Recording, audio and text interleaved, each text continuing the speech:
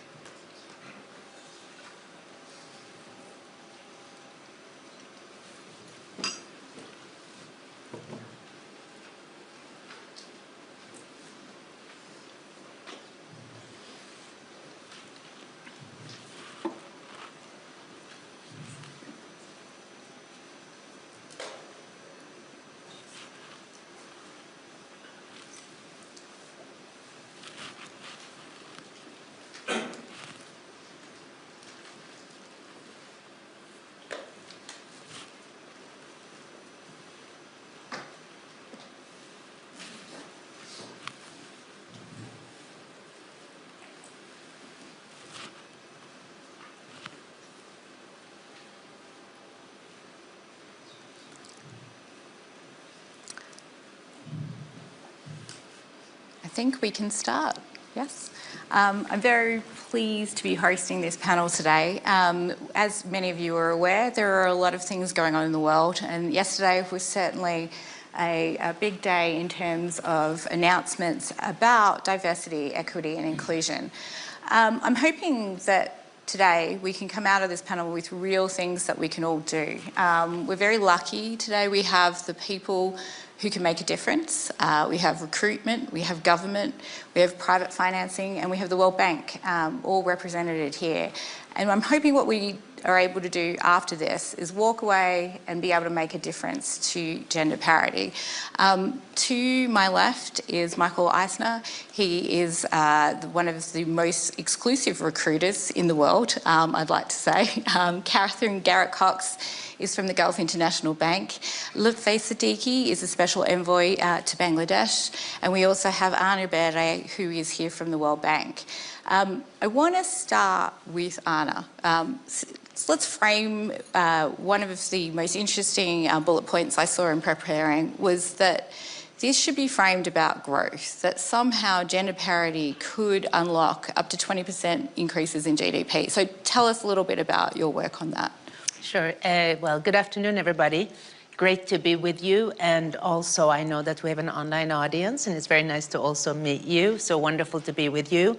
Yes, indeed. The World Bank tracks very closely the economic case or the economic rationale, really, for why we should be always working towards gender equality and women's economic empowerment. And that is exactly because we have found that if you had women participating as actively as men in the economy, the GDP of the world, the global GDP, which of course is a huge GDP, would be 20% higher. And at times of low growth, which we have been having over the last few years, it would be very nice to see such a boost to economic growth.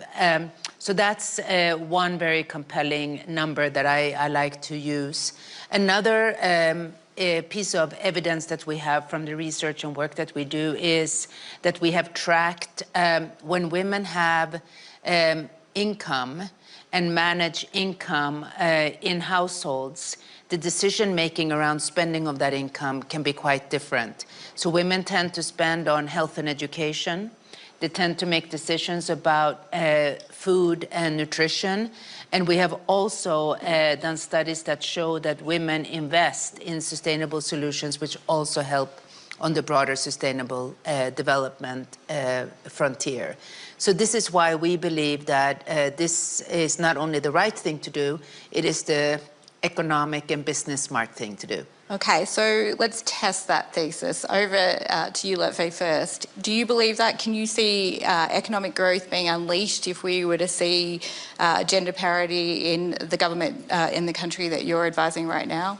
Yeah, I think the economic case, the social justice case, the risk resilience case, the case has been made for many years now. I think the question is not what is it that needs to be done? The question is why is it that what needs to be done does not get done?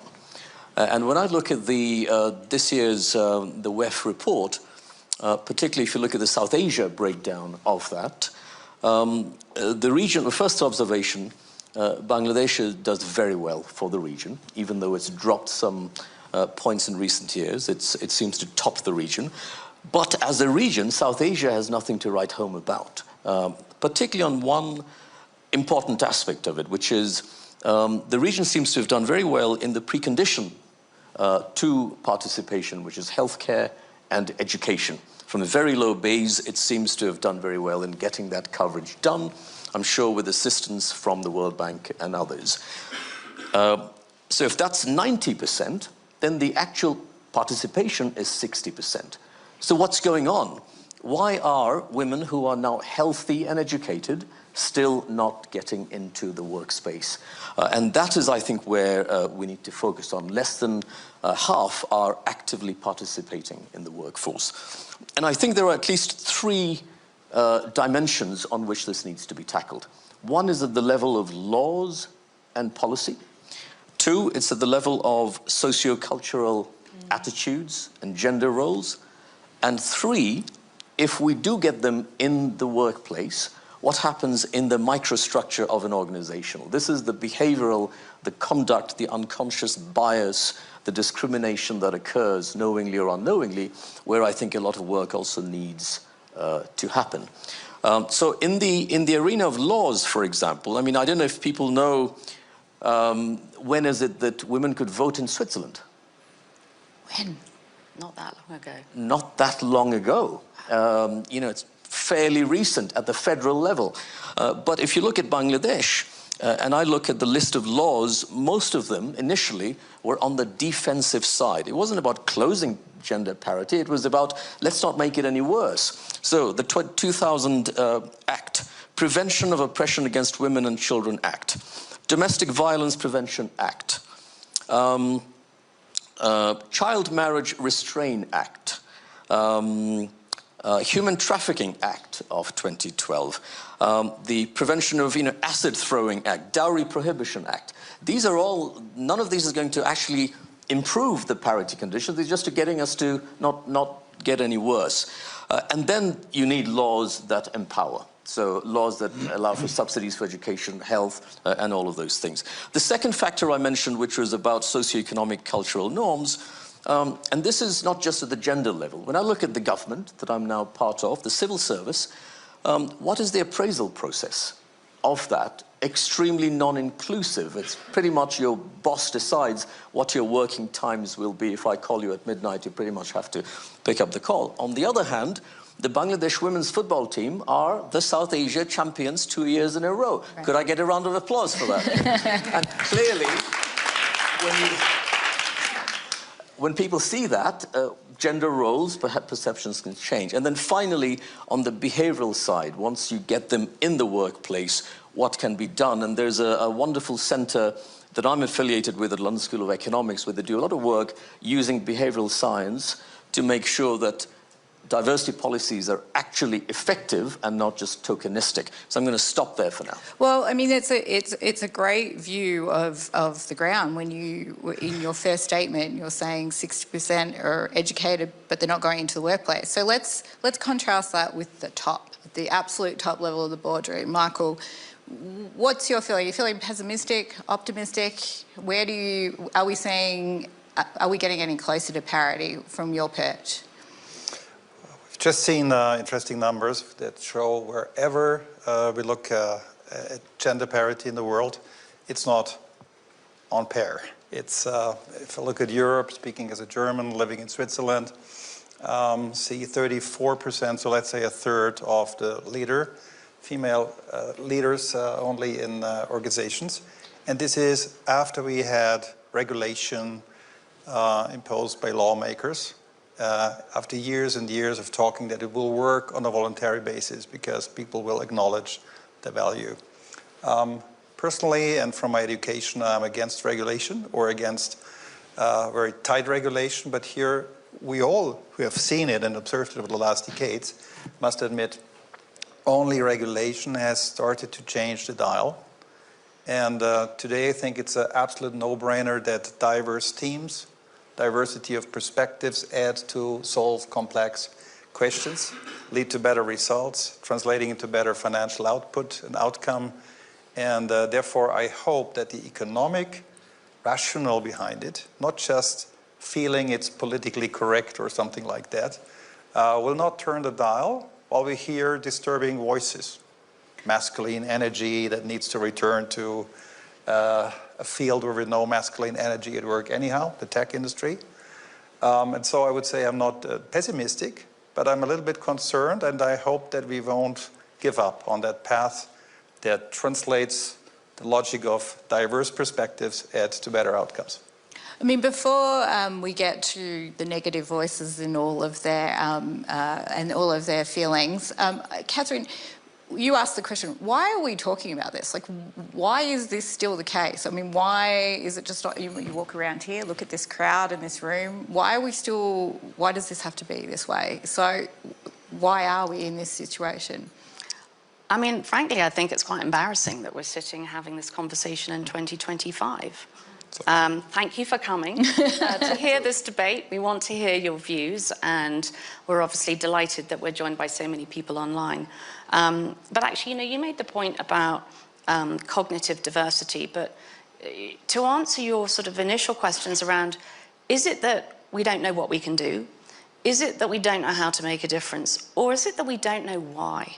And I think the why, I mean, the business case has long been proven that more diverse teams, and it's not just gender, but I think gender is the glaring gap. More diverse teams perform better. I've seen it firsthand in the UK. In my previous role, we were the very first female combination of chairman and chief executive. We had a fully gender balanced board. Even in my day job now at GIB Asset Management, we're super proud of the fact that for a Middle Eastern organization, our gender representation is in the mid-30s across the group. In London, I have a gender-balanced executive team. It really matters, and I wonder if it's that some people think it's too hard. But, I mean, as I said, the business case has been proven. Gender-balanced teams tend to perform better, particularly if you're in a public company arena. Your valuation will be better. But I think, that there are some sort of tangible things that we can do. And I think, frankly, females in positions of authority and in a sense of leadership have a real sense. We know we need to pass that baton on. And I'd just like to come back to the reframing of this conversation, which is around billions for gender parity. It's not people, it's money. If we get this right, we need to reframe it from being a social problem to being an economic problem. And so I think, from a private sector perspective, there are perhaps a few things that we could just do much better. I think firstly, we all have a responsibility to invest much more in gender-inclusive leadership. We know that inclusivity is a huge theme of this year's annual meeting. What does that mean to each of us? What can we take away? What practical steps? Is it mentoring? Is it sponsorship? Is it shining a light on people that, we should be shining a light on? I think to your point about policies, procedures within the workplace, what do we champion? We have consciously really improved things like maternity cover, paternity pay, shared parental leave. Oh my goodness, it's made a massive difference as to how people want to come and work with us, but also how they want to stay. And they then recommend that their friends come and work with us. And I think very lastly, and maybe if we had to have a chance, we'll come back to it, investing with a gender lens. I mean, the embarrassing statistic is that in today's world, there are around 250 or so private sector strategies investing in a gender way. It equates to around $8 billion. You'd say, that's great. It's grown 30% in the last 2 years. The reality is, it's $8 billion out of $13 trillion. I mean, it's a microdot. So we have more to do, And when we walk out of the room, that's what we need to be thinking about. I think we need to delve further into this, and maybe this is the opportunity, right? What's happened in the United States and is prompting us to look at the why and to maybe reframe it. Is that a conversation, though, going on with CEOs? Are CEOs really looking at the why for gender balance and economic growth? Can you sort of reveal how you're seeing leaders of companies really believe that and implement it as opposed to the moral imperative? I'm going to start with you, Anna. Yeah, no, great. So, I mean, I think one interesting feature, of course, I'm very much focused on the developing and emerging market world. But if you look globally, our Women, Business and the Law shows that there's not a single country in the world that has parity in legislation between men and women. So, you know, not a single country in the world gives women the same rights as men. Not a single country scores perfect on this. So, you know, that's, for me, pretty astonishing in 2025, right? I also think some of the statistics, when you look at board representation by women, you have great examples, but on average in the world, I think it's just above 20% or so. That's what I read. Does that surprise you, Michael? I can't confirm that number. I think it's moving up and up, and you see a couple of first chairs. Maybe 23% is what I saw. Yeah, but still it's not there. I think that's the... How many women CEOs do we have? The number I saw was under 10%. It's at least, whatever you look at, under 20%. So I'm not in discussion, but I'm confirming. So let's say he's trend. right and I'm wrong. I still trend. think the numbers are not great. But let me turn to developing countries, because it also picks up on a few of these issues of, you know, are we doing the basics or are we trying to push the envelope to actually advance? I see sort of 4 areas that really concern me when I look at some of the countries that we work in. One is there's insufficient spending in health and education in general for boys and for girls, but it tends to be the girls that suffer the most. So that's one thing I worry about. And with the economic growth being low, with many countries dealing with a lot of competing resource demand, health and education tends to get squeezed. So we need to pay attention to that. The second issue is that we've seen an increase, sadly, in gender-based violence. And this is really, really of concern because we see so many women who are affected by this, women and girls. So we need to also have those protective legislations. They need to be enforced, and we need to make sure we have the policies in place to be able to protect women and girls. The third one is something that I think we need to talk more about, and that's child and elderly care. The numbers I have is that about 606 million women are out of workforce because of childcare, compared to 41 million men. And that women spend 3.2 times more than men on unpaid childcare. So, and I think this is interesting. Childcare, I think, is a global phenomenon. Elderly care is a huge cultural issue in many countries that we work in, where you take care of your elderly and aging parents. So it's just as important as childcare. So I think we need to deal with that. And then finally, I think women are still very much missing when it comes to access to digital and broadband internet, and are at a disadvantage. Just so you know, you may have seen it, we have come out with a new gender strategy, which we have set some really bold goals for ourselves. So by 2030, we want to connect 300 million women to broadband. We want to make sure another 250 million women, so on top of what we have access to social safety nets as part of their economic empowerment. And we want to make sure that 80 million women, incrementally more, have access to capital, because that way they also have access to resources to start companies. Well, let's talk about capital, right? So you've just laid out a picture for the developing world. What about in the developed world? I mean, how important is capital and where it flows? You know, Catherine, you talked a little bit about this, but how can we see money begin to talk and make a difference in terms of bridging this gap? I mean, I think, unsurprisingly, the role of capital markets is critical to this. And, you know, I think it takes different forms. I mean, there have been so many interesting initiatives but they've just taken a long time to scale. And as I said, at the start, 2025, I think this is the year where we've got to put some sort of real heft behind this agenda. And I think, the point is, it's not just because it's an economic imperative. And in a world in which is increasingly fractured and unhappy and untrusted, this is something that we can really lean into, and it will make a difference. It will unlock growth. There are some fantastic programs enabling female-led entrepreneurs. There are some amazing programs in Africa which support smallholders who are female farmers really get access to the right funding to support, their basic livelihoods.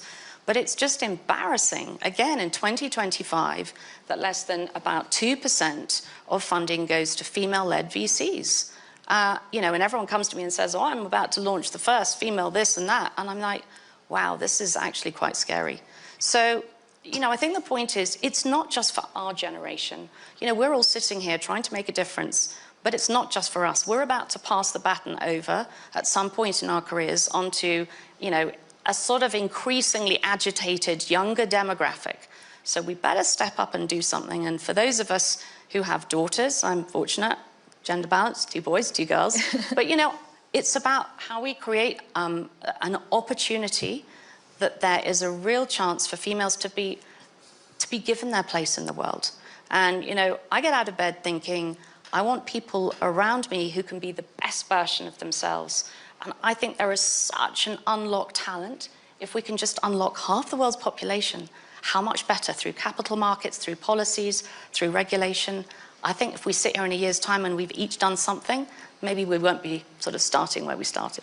Well, in that vein, Michael, succession planning, when you're talking to the most senior people in companies, are they thinking about how to invest in women? Is the next generation being put forward as women? Is that, and how do you approach that? Are they able to frame it with the why? Why do this? Is it for their business? Is it for moral good? Or is it because they have a daughter? Which way is this going? Well, I have 3 daughters, and many of my clients have daughters too, so there's an openness even by the immediate familiar environment, and there is another logic, of course, and that is that we have seen McKinsey talking about a war for talent in 2000. I think finally this war has arrived and we're fighting that war, and I have a cynical client who would say to me, we lost that war already. So where can you find talent?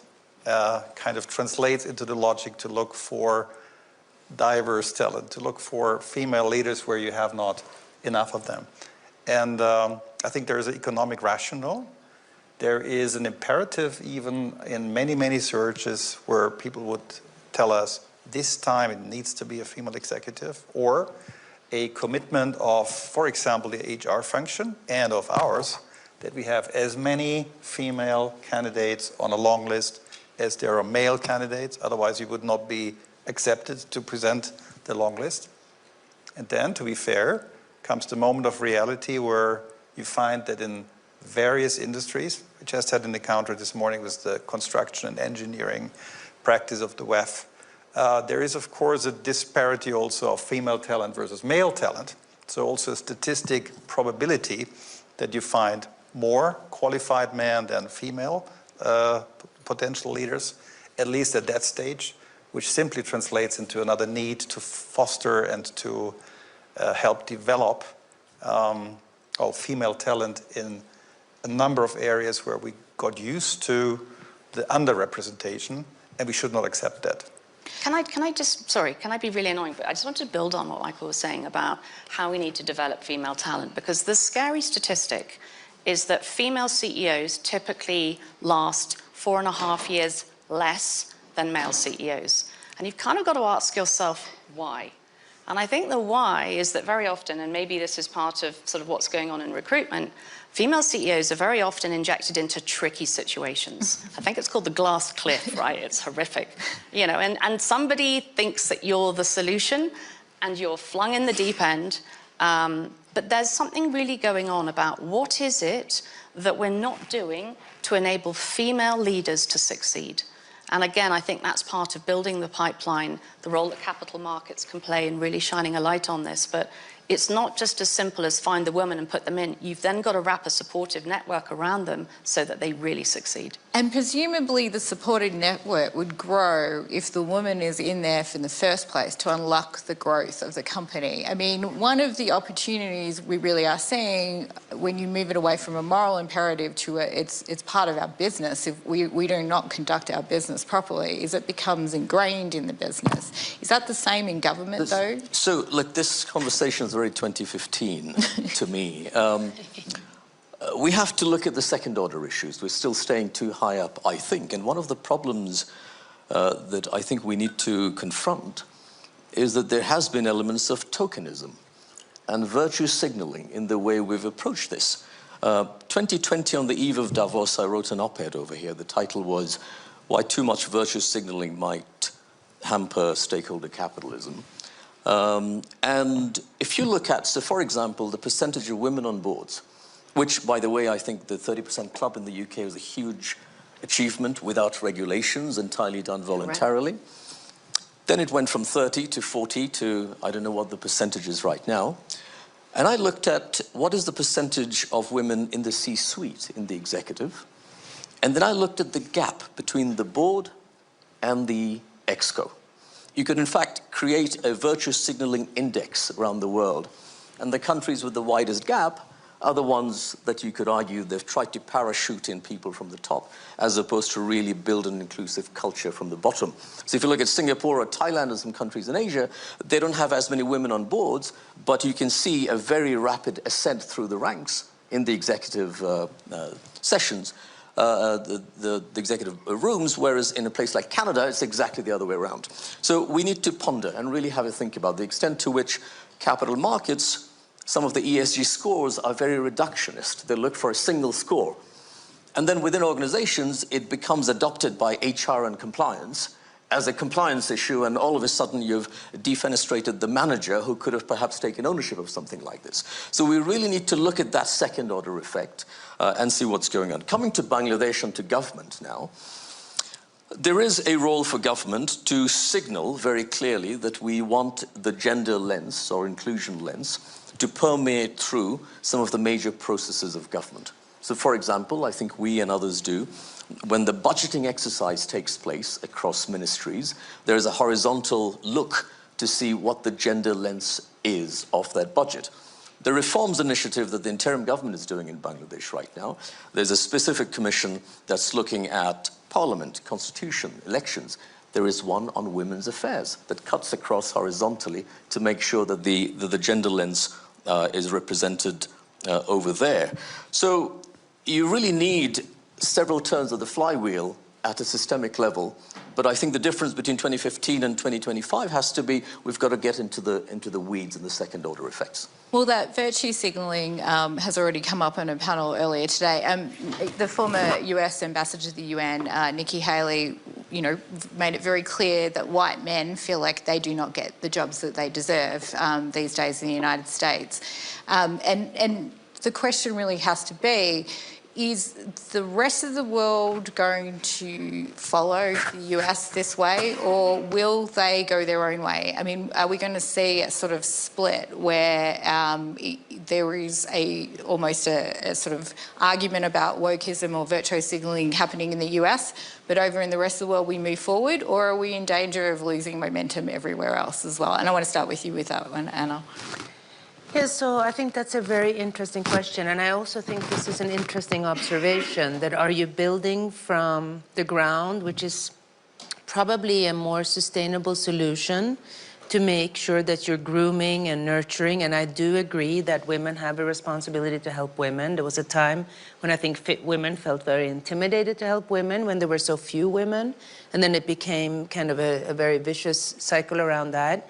So grooming from the beginning, sponsors, mentors, providing support during different times in one's career, and making sure that just because you do a lateral move for a couple of years doesn't mean you can't get back in. And that's where I think career planning and making sure we understand that it's kind of a two-way street. Organization, companies have to help. The staff member or the person themselves has to also sort of feel where do they want to go. And I find many women I mentor often sort of say, oh, I don't know, I'm not thinking about my career. And I always say, please do. I was in your shoes once, and I kind of said the same thing. And it was other people thinking of my career. And then I realized, actually, I have to think about my career. So I think that's a very good point.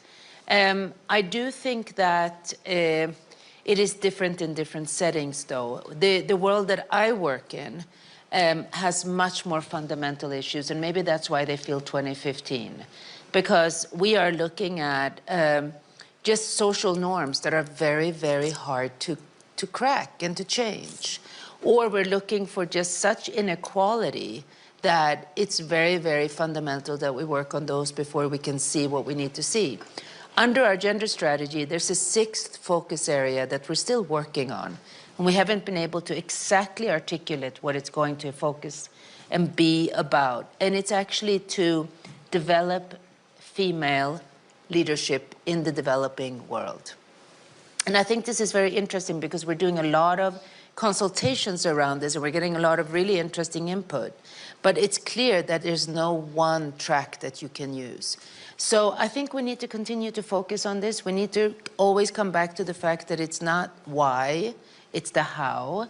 And we need to keep learning from good examples, but also recognizing that different settings require also a little bit of understanding of local context, because if we lose that, I think you cannot just fly in solutions. I also find that's not helpful. But I think it's inspiring to hear companies or countries that say we didn't have to do much, it just happened. Well, why did it just happen? Because the evidence was there. All of a sudden, the decisions were better, profitability went up, shareholder value. What happened? How did that happen? And then you go back and look.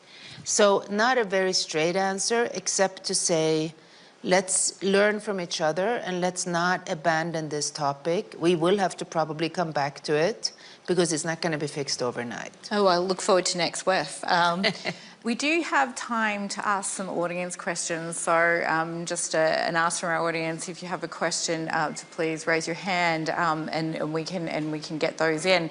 Before we get to that, though, I'm turning back to you, Catherine. Do you think we'll see a divergence between the West or the US and populous countries, that there is this backlash from the rest of the world? Is that an opportunity, perhaps? Well, I get out of bed every morning thinking I'm an optimist. So I have to say, I think it's a massive opportunity. What's been quite interesting, actually, about the broader sort of ESG debate, which is something that I'm deeply passionate about from an investing perspective, and the conversations I've been having this week, particularly in light of the inauguration yesterday and you know, quick fire things that got done last night. I don't think the castle on the hill has moved, but I think what's moving is the how and the where. And that's what I'm hearing. And that in itself provides a real opportunity for parts of the world. Is it going to be a sort of an East versus West thing? I mean, I would say this, but I see it every day. The opportunity in the Gulf region is massive. There's a hugely young population. Female empowerment is a huge economic imperative. It's driven right from the top down. It's really exciting. And I can tell you, having been going to Saudi Arabia for 7 years ago, you really didn't see many women in positions of authority, or really at all. And now, almost the first person you see stamping your passport is a brilliantly smiling young female Saudi saying, welcome to Saudi Arabia. And so I think that what's actually going to perhaps limit some of the issues in the US will be something that developing, emerging, forward-looking economies and countries are going to grab with both hands and run really hard. And that will mean that the flow of capital to some of those countries is also going to follow. Fun fact, I'm actually trying to get a football match between the Saudi and Bangladesh team. Let's see who True wins. story. Okay, that's a plea. Can we please get the Saudis to play the Bangladesh in football? That's what we're going to get out of this in panel. Bangladesh. I'm turning to the audience now. Do we have any questions? Okay, if not, I have. Here we go. Do we have microphones? That's one there. There we go. If you could please state your name too and the representation. Thank you. My name is Claudia Valladares. I'm from Venezuela and I'm part of the social innovators from Schwab Foundation. I agree with everything that you have said, but despite everything, the numbers, the statistics, the reality, the rationals, human on economics too, there's still a lot of people against, well, at least in my opinion or in my personal experience, mainly men that are against this type of gender parity when it's associated with political arguments that many governments has been used. So it gets into the politics of the polarization of both sides, and when some of them, these extremes, take it as a flag to regulate, probably exaggerating some things or using language that are not very inviting everyone to be inclusive, all of this fight starts. What would you have to say in order to try to fight that type of, battles are empty? I think if we're answering that question, it's almost as if what toolbox do companies need, or leaders of companies, or leaders of government, or anyone building their own business to define why gender parity is so important, regardless of the politics? Like, what do we need to do to empower people with the language they need to describe that, the why? Again, going back to what you said, Catherine. I mean, when you speak to leaders, to people who want to start their companies, what are the words that you give them that are not about the morality, but about what it'll do to their business? I mean, I think it's dangerous when it gets taken on a political journey, because that is often very emotive and it ends up in a bad place. I'm a great believer in do it and prove it rather than shout about it.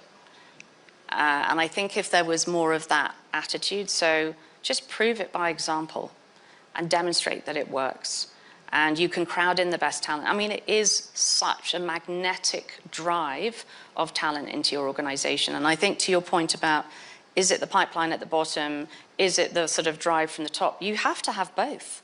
It's not an either or, it's an and. And if you get that and, you get a massively powerful example. But, there are some people that honestly just were born skeptical. So let's not be one of those. Lotfi, did you want to jump in? Yeah, I just want to say that, so as you said, when it's polarized. You can't have a rational argument. The antidote to virtue signaling is not no signaling, it's credible signaling. People just have to be sincere about what they do, and everyone needs to have their own theory of change within a company, at a country level.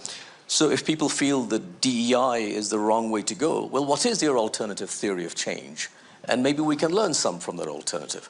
But to throw the baby with the bathwater, to say, though, because it was done, in a tokenistic way, in that instance, I'm going to give up on that altogether, that is a silly way to go. Follow up on that. Are you optimistic enough to believe that there is an alternative route of change coming from some of the people that are saying DEI is not the way to go? I guess. That's for you. Yeah, I think it became toxic, as has ESG. And there are some wrong reasons for that and some right reasons for that. But I'm more interested in what is effective. How do we get to the result as opposed to the label? Michael, the companies you're speaking to saying the same thing? Yeah, I would be also more optimistic than I understood your question with regards to the political noise we hear. And I just, from the first 2 days here in Davos again, I hear many leaders saying something like, politics are short-term, we need to think long-term. And the business of business is business. So what helps business to succeed? There's a lack of talent. There's the acknowledgement of diversity creates better outcome, even more so in a world that is identified, without any doubt, as increasingly complex. And the answer for complexity is not a logical answer. It's creating more diversity of perspective. It's more trial and error. It's more pioneering and then correcting. This comes with a culture of forgiving mistakes that needs creating psychological safety. I think that concept has arrived at the ExCos and at board level. Even there might be a tone here or a tone there that sounds like we had enough of regulation. But that doesn't mean you stop doing smart things. And without overstretching my answer, I have the feeling that we are talking about the same effect if it comes to diversity as we see it on sustainability. It's less so about being politically correct, but to do the right thing. To save energy is a cost factor. It's a competitive advantage. And the same is with diversity. You don't need loud commitments. You need to do the right things. And I think I heard a lot of leaders saying, come on, what we hear currently from a couple of governments and what there is the noise of some opportunistic anti-woke representatives here and there does not keep us away from doing, I repeat it, the right thing. We have a question here. Yeah, sure. Hi, Shanti here. I'm a Schwab social innovator like her. I just want to brainstorm with you here because of what I'm hearing. I want to bring, by the way, disability inclusion into this because I work on livelihoods for people with disability, and we've had women with disability becoming leaders, so that's great. What we've seen, we did some disruption. I mean, it just happened that we worked with blind women and made them medical tactile examiners doing breast cancer detection for women. Oh, wow. And I can't tell you, I'm getting goosebumps when I'm saying this. It became like a women's empowerment for the lady who's getting this done for two reasons. One is because that means you are important. Because when you are healthy, your family also, I mean, sometimes you're discarded otherwise, you know, like a waste, whatever, cloth. The second is, oh, if she can do this, what am I doing with my life? So I'm just wondering, I want to brainstorm. I think, should we be doing these kind of disruptions? I must give you another example. There was a toll booth in Bangalore, a very odd, you know, very far away place, looked very unsafe. And not Bangalore, it was Chennai, somewhere in the border. And because we had a women leader leading at that time in the politics, suddenly all the toll booths have women, and suddenly we felt the place was safe. Are you? Yep. And now I'm seeing all across Karnataka, women in the toll booths. They didn't exist before. So I'm just wondering, I know this sounds a little strange, but what can we do about this? I think it proves your point of prove the case rather than talk the case, right? We go out there and we do these things, and how do we expand on that? And for the World Bank, how do you take all these micro ways of doing things and expand on them so they become the way it's done in the world, I guess? We'll start with you, Anna. Yeah, no, this is very interesting to me.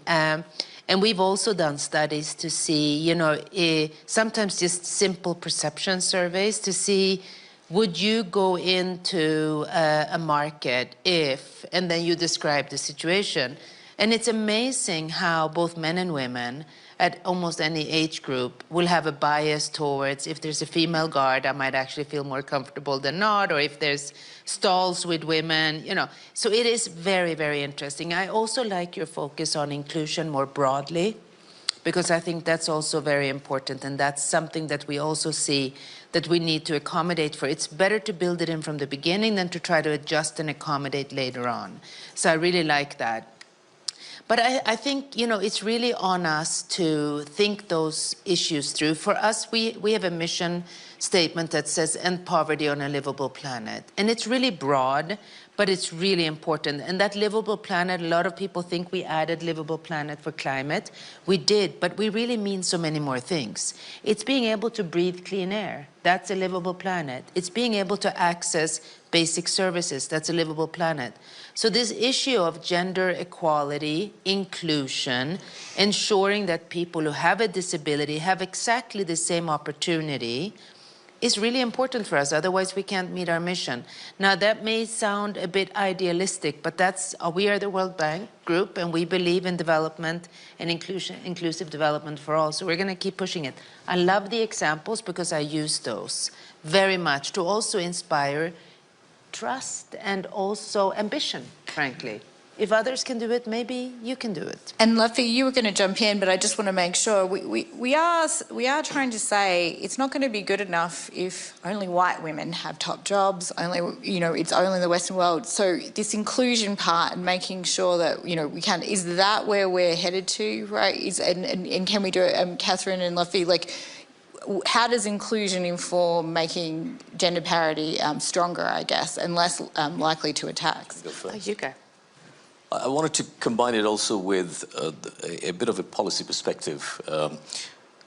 So it's going to get tougher because technology, and I know AI is a big part of what we're dealing with right here. So if you take in Bangladesh, one of the success stories for gender empowerment was the ready-made garments industry. Women were working in there. And then you have now a phase where volumes and revenues multiply, but the number of workers remains stagnant overall and the number of women are down. There's been a defeminization of that workforce. And I don't know with AI if that's going to get exacerbated or not. So the policy challenge will only get worse. And I think we need to really combine this with the skills agenda and the funding agenda that's targeted at women.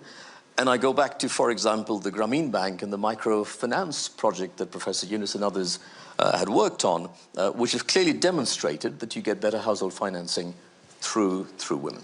That's great. And Catherine, just last word to you, because we have a very special guest who's going to come up onto the stage to give us some takeaways from this panel. So last word to you, Catherine, like how do we ensure inclusion is part of that equation? Well, I think actually I would segue straight to Celia because I think she's going to have the answer as to what we should do next. Yes. This is Celia from the World Economic Forum. So we walk away from this with things we can actually do for everyone in the room and watching right now. Thank you so much, Leela, and thank you so much to our panelists for this really, really engaging and enriching conversation. I think there are a few points that stand out here. First one is the economic gender gap is real, it's very big, and we're making very slow progress in terms of closing it. So any way that you cut the data, you'll find a gender gap, whether it's in labor force participation, informal employment, senior leadership, the pay gap, VC capital, wealth, all of it. In looking towards how to close this economic gap, yes, so we have to continue looking at what we can do in terms of the workforce, and so labor markets will stay important. But at the same time, we need to broaden the view as well to look at what can we do in terms of capital markets, and what can we do in terms of innovation ecosystems to make sure that women have a much richer opportunities in terms of economic participation. And as Lutfi was saying, we need to do all of this in, going beyond the tokenism and doing this in spaces where we can have real and sincere conversations about what works and what doesn't work. And as we said, I mean, the good thing is that all of this adds up to better growth. We talked about the reframe, and as the panelists said, I think the business case has been made many times, and in the gender space is often an argument. But I feel when it comes to, we're all looking for new ways of generating growth, of catalyzing new growth and getting better growth. And I feel like in those spaces, gender parity is not often offered as a solution. So maybe this is also something that we can take into other spaces, into the macro conversations. Now, at the World Economic Forum, we've launched the Global Gender Parity Sprint to 2030. So this is 5 years of acceleration towards gender parity, of course, on a multi-stakeholder platform with all the partners that we usually engage with. And in 2025, we will continue to tackle the traditional gaps in the workforce that have been long-standing, but we're also hoping to push out the frontier in terms of the gender parity in capital markets, looking at what does it look like to embed gender parity in the tech transition, what does it look like in the green transition. And we very much hope that we can work with many, many of you, and very grateful, of course, for the collaborations that are already ongoing with many of you who are represented on the panel. Thank you so much. Thanks so much, Celia.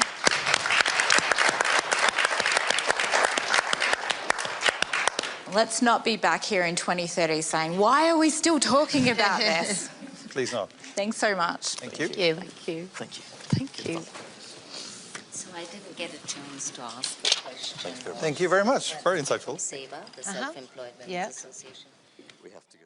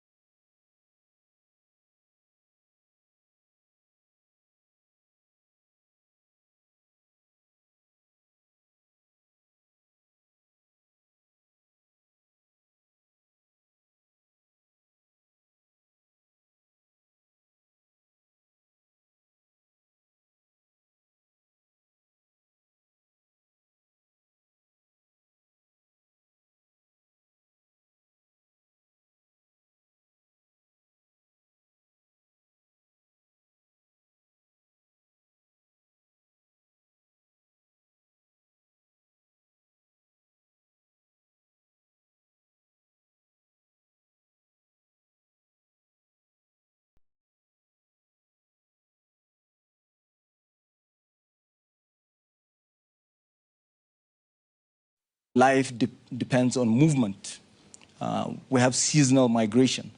In an effort to restrict migration northwards, seasonal migration was stifled.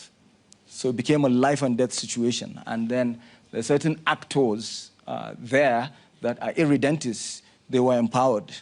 And such irredentist groups clearly come into conflict with people that have been trained all their adult lives to protect the integrity of their countries, soldiers.